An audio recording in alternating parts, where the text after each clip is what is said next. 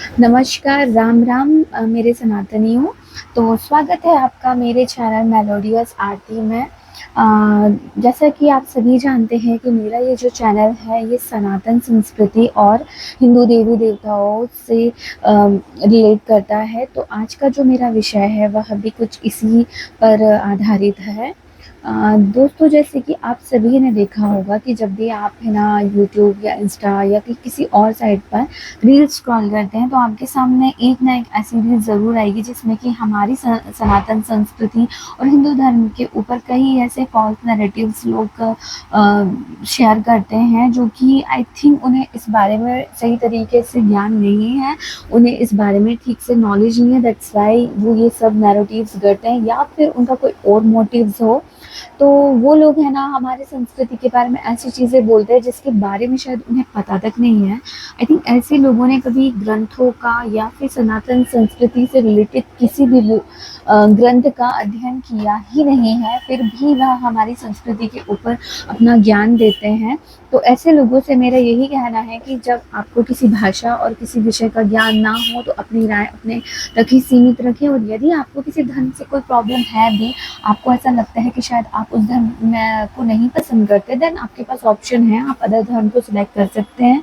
और यदि आप बहुत ही मॉडर्न एंड पढ़े लिखे लोग हैं, किसी संस्कृति को बिलीव नहीं करते, देन ओके। सनातन संस्कृति किसी को भी वैसे भी मजबूरी में अपने अंदर इन्वॉल्व करने में बिलीव रखे ऐसी संस्कृति नहीं है। तो दोस्तों, मेरा ख्याल उन लोगों का क्या है, वो लोग तो बकवास करते रहेंगे। मेरा एक्चुअल टॉपिक ये है कि वो लोग जो बकवास करते हैं, इससे हमारे कुछ सनातनी भाई बहन होते हैं जो उनकी रील्स पर जाकर उनको जवाब देते हैं। मेरा आप सभी से यही आग्रह है कि आप ये करना आज ही से बंद कर दें।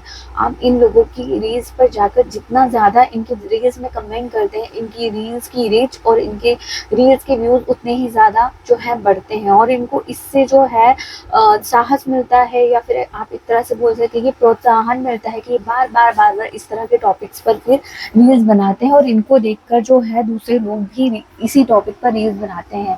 जिस दिन हम लोगों ने इन लोगों की रील्स पर जो है रिएक्ट करना छोड़ दिया, हम लोगों ने इनकी रील्स को ना इतना ज़्यादा भाव देना छोड़ दिया, ये लोग अपने आप रोड पर आ जाएंगे। क्योंकि ये आपको क्या लगता है, ये हमारी संस्कृति के विरोधी नहीं है, इनकी दाल रोटी ही हमारी संस्कृति पर चल रही है। अगर ये इस टॉपिक पर वीडियो नहीं बनाएंगे तो इन लोगों का जो है पूरा धंधा चौपट हो जाएगा।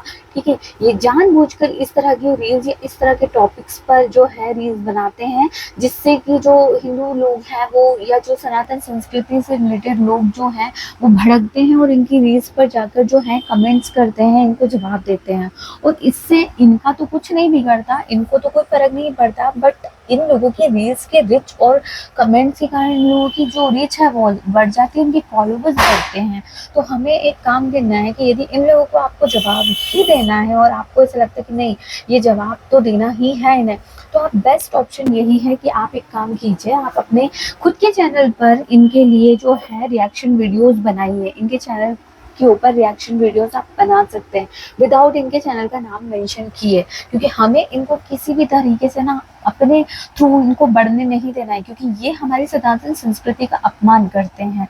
पर हमें कोशिश ये करना है कि हम इनके किसी भी चीज़ को बढ़ावा दिए बिना जो है इनको जवाब दें, और उसका बेस्ट सॉल्यूशन है या तो हम अपने खुद कोई वीडियो या कुछ ऐसे रील्स बनाकर शेयर करें। अदरवाइज हम ये नहीं कर सकते हैं तो हम ऐसे लोगों के चैनल पर जाकर उनसे रिक्वेस्ट करें, अपनी बातें उन्हें कहें, या वहाँ कमेंट में हम ये सब लिख सकते हैं जो भी हमारे मन में है। काफ़ी लोग हैं जो सनातन संस्कृति के लिए काम करते हैं, जो लोगों को जागरूक करते हैं, जो लोगों को सही ज्ञान देते हैं। आप उन लोगों को सपोर्ट कीजिए, आप उनके चैनल को सपोर्ट कीजिए, ताकि ऐसे लोगों को ना हम मुंह तोड़ जवाब दे सके। आप सोचते हैं कि वहाँ पर आप 4-5 कमेंट लिख देते हैं, इससे इन्हें कोई फ़र्क पड़ता होगा, तो नो, इन्हें कोई फ़र्क नहीं पड़ता है। ये जानबूझकर इस तरह की रील्स, इस तरह के जो टॉपिक्स पर रील्स बनाते हैं ताकि हम लोग उस पर रिएक्ट करें और इन लोगों की जो रीच है वो हाई जाए, और हमें यही नहीं करना है। क्योंकि इससे जो होता है ना, इन लोगों का तो फ़ायदा हो रहा है, बट हमारी संस्कृति जो है बदनाम हो रही है, क्योंकि इनको देखकर ना 4 लोग और आ जाते हैं हमारे धर्म पर ज्ञान देने के लिए। देखिए दोस्तों, ये लोग जो ज्ञान दे रहे हैं ना, मैं गारंटी के साथ बोलती हूँ, इन्होंने ना तो कभी ग्रंथों का पाठ किया है, ना कभी इन्होंने हिंदू सभ्यता से रिलेटेड किसी भी बुक को पढ़ा है। बस ये सब कहीं से सुनकर किसी न किसी से इन्फ्लुएंस होकर आते हैं और ये लोग आकर है ना इस हमारी संस्कृति पर ज्ञान देने लगते हैं। इन लोगों को हमारी संस्कृति का 1% भी नॉलेज नहीं होता है, तो हमें इनको इतनी ज़्यादा वैल्यू देनी ही नहीं है। अगर आप कुछ करना ही चाहते हैं अपनी संस्कृति के लिए, तो आप एक चीज़ कीजिए, हमारे घर में जो हमसे छोटी जनरेशन है या कोई बच्चे हैं, उन्हें हमारी संस्कृति से रिलेटेड जो है कथाएँ, कहानी शॉर्ट फॉर्म में ज़रूर से ज़रूर दिन में एक सुनाना स्टार्ट कीजिए, ताकि उन बच्चों से जब उनकी संस्कृति से रिलेटेड कोई सवाल पूछा जाए तो उनके पास जवाब होना चाहिए उन्हें देने के लिए।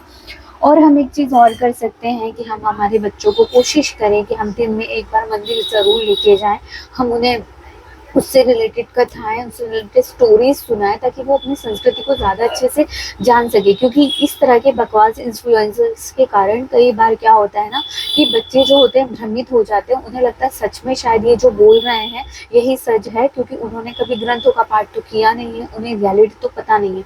तो ये हमारे घर के बड़े बुजुर्गों, हमारे दादा दादी या पेरेंट्स की रिस्पॉन्सिबिलिटी कि यदि आप अपने बच्चे को चाहते हैं कि वे पढ़ाई के साथ साथ अपनी संस्कृति से भी कनेक्टेड रहें, तो आप कोशिश करें कि उन्हें घर पर कुछ ना कुछ रिलेटेड टू हमारी संस्कृति आप ज़रूर बताएं।